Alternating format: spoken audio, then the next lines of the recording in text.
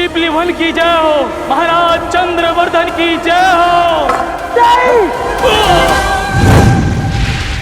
ना मृत्यु से भय, ना जीवन से प्रीत, विजय या वीर गति, यही है पिपलीवन की रीत। पिपलीवन के क्षत्रियों, ये शब्द केवल शब्द नहीं, इनमें वो शक्ति है जो तुम्हारे भीतर छिपे मनोबल को पुनः जागृत कर सकती है।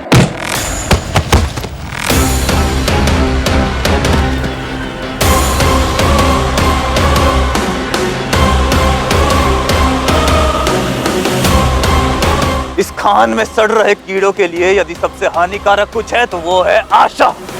यदि इन्होंने आस की तो ये कल्पना करने लगेंगे कि इस यातना का, इस पीड़ा का अंत संभव है, और एक उज्जवल भविष्य में विश्वास करने लगेंगे।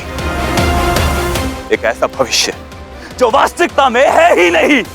हम यहाँ 12 वर्षों से मर रहे हैं।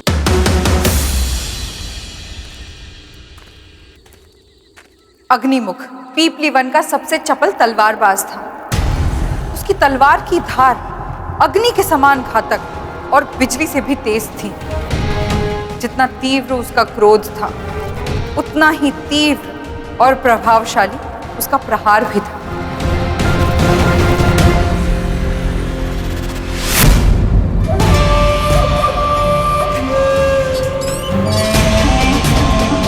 प्रतीत होता है कि यहाँ के लोग भी तुम्हें कुछ अधिक पसंद नहीं कर रहे। तो चलो तुम्हें एक ऐसे स्थान पर भेजता हूँ जहाँ तुम निश्चिंत और एकांत में रहकर कार्य कर पाओगे। इस खान की गहराई में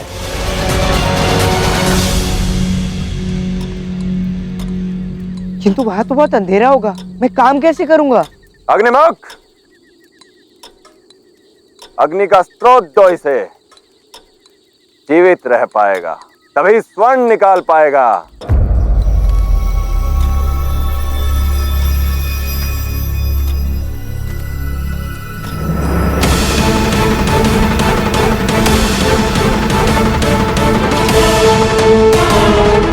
अवश्य ही मुझे इस गुफा में भेजने के पीछे पतनराज की ही कोई योजना है। मुझे सतर्क रहना होगा।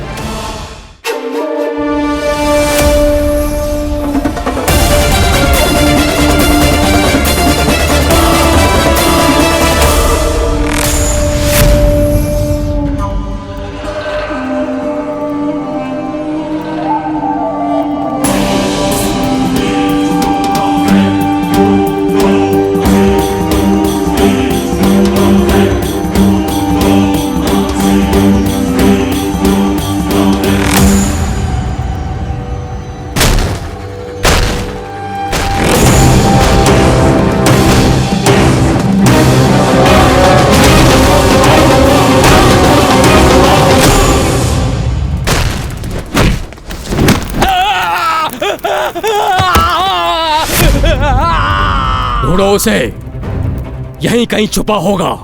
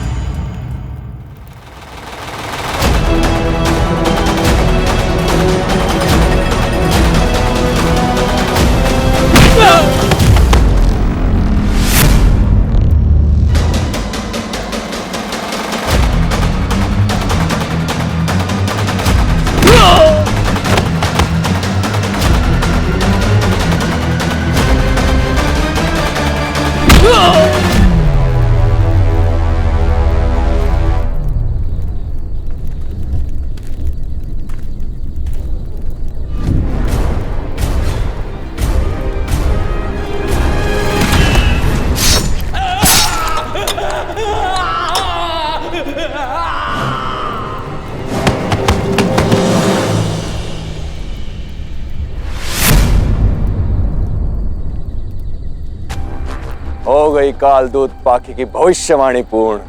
खेद है मुझे, सम्राट का प्रिय दास एक दुर्घटना में मारा गया।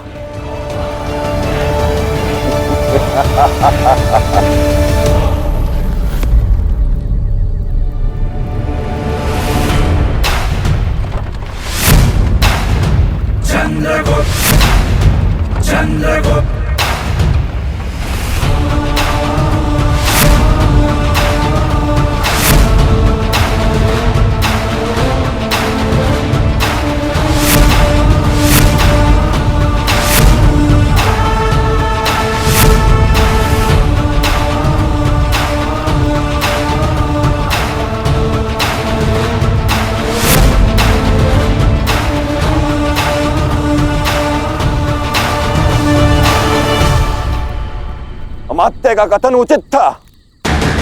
तुम ही सारी समस्या के जनक हो। मैं इनकी हत्या का कारण नहीं था। इन्होंने ही मुझ पर अकारण आक्रमण किया, तो आत्मरक्षा के लिए मैंने भी हथियार उठा लिए। जो तुमने किया है उसका दंड अब मैं तुम्हें दूंगा। ना मेरी ने मारने की मंशा थी और ना ही मैं आप पर प्रहार करना चाहता हूँ। मुझे कुछ नहीं सुनना। तुम विरोधी हो और इसका दंड अब मैं तुम्हें दूंगा। तुम्हें मार के ही मैं दम लूंगा।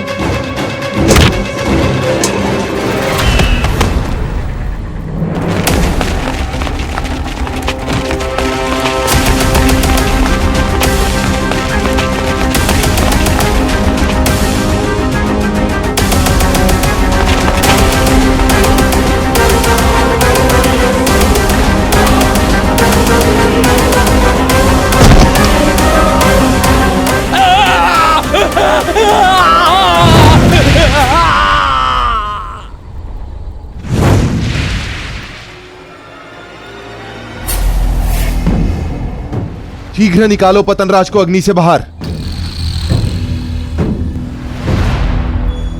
ये तुमने क्या किया बालक? कुशध्वज की मृत्यु का उपहास करने के लिए कदाचित पतनराज की यही नियति थी।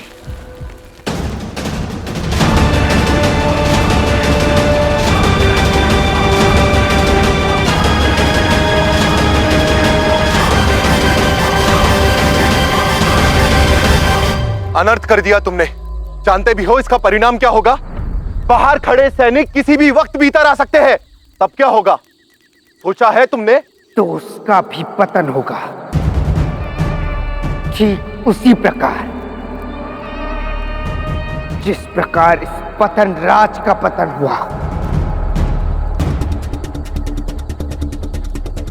किंतु आपकी मानसिक पतन को देखकर मुझे ग्लानि होती है।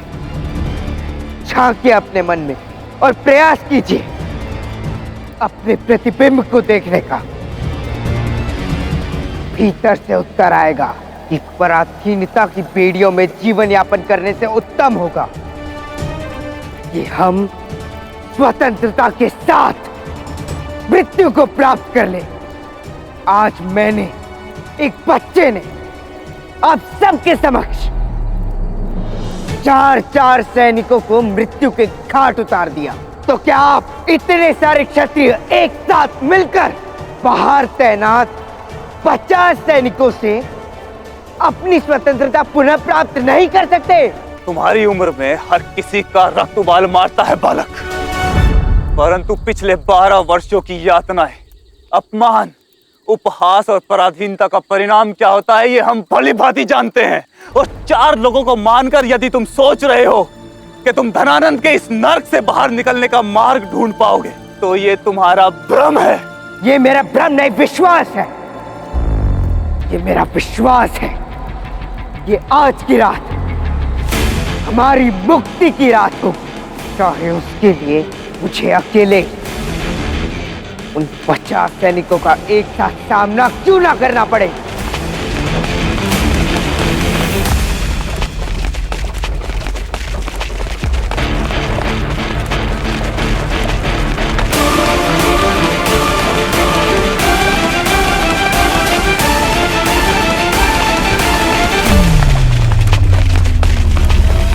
सम्राट धनानंद यही आ रहे हैं अपनी समस्त सेना के साथ।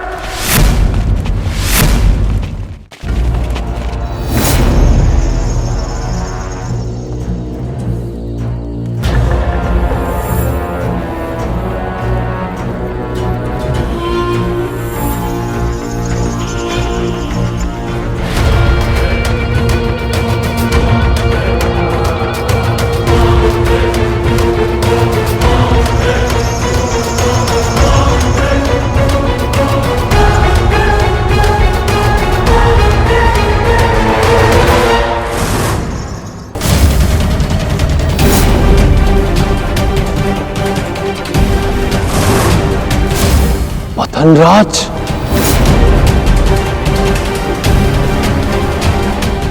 यहां क्या हो रहा है दास?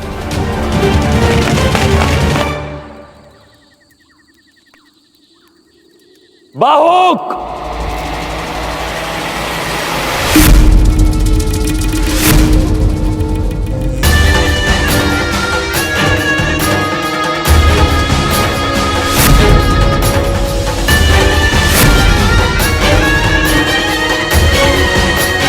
सम्राट, परिस्थितियां तो विद्रोह की ओर संकेत कर रही हैं।